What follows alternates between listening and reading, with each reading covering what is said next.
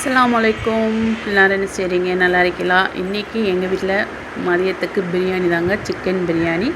இப்போ நம்ம சிக்கன் பிரியாணி செய்ய போகும்போது நம்ம அரிசியை நம்ம ஒரு அரை மணி நேரத்துக்கு முன்னாடி நம்ம ஊற வைக்கணுங்க. ஊற வச்சு ஆக்கணும்னா சோறு நல்லா உடையாமல் குலையாமல் நல்லா சாப்பிட்டாவும் நல்லா இருக்குமுங்க.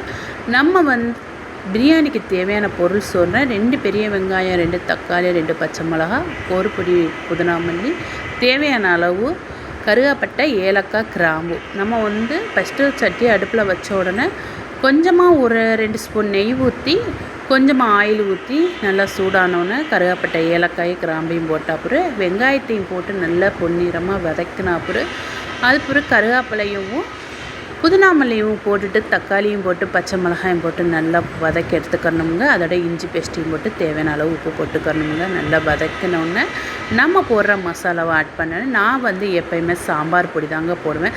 சாம்பார் பொடி போட்டேன்டா சாப்பாடு டேஸ்ட்டாக இருக்கும். அதுக்காக நேமாக போடக்கூடாது. 1 ஸ்பூன் சாம்பார் பொடி, 1 ஸ்பூன் கரம் மசாலா பொடி, 1 ஸ்பூனு பிரியாணி பொடி நல்லா வதக்கி முடித்தோன்னே நம்ம கழுவி வச்சிருந்த சிக்கனை போட்டு அது கூட தயிரை போட்டு நல்லா கிளறி விடணுமுங்க.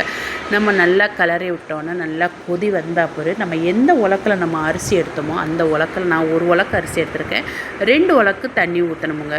ஊற்றி நல்லா கொதித்து வந்தால் பிறகு நம்ம நல்லா அரிசியை நம்ம வடிகட்டி வச்சுருந்த அரிசியை தண்ணி இல்லாமல் வடிகட்டி வச்சுக்கிறணும். அது கூட போட்டு நம்ம அதுக்கு தண்ணி கம்மி பண்ணி ஊற்றினாவே நல்லா தாங்க இருக்கும்.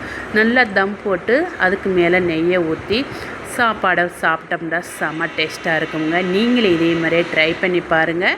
நீங்கள் பிரியாணிக்கு காரம் அதிகமாக வேணும்னாலும் நீங்கள் போட்டுக்கறங்க. எனக்கு காரம் கம்மியாக தான் இருக்கும். பிடிச்சிருந்தால் லைக் பண்ணுங்கள், ஷேர் பண்ணுங்கள், கமெண்ட் பண்ணுங்கள், சப்ஸ்கிரைப்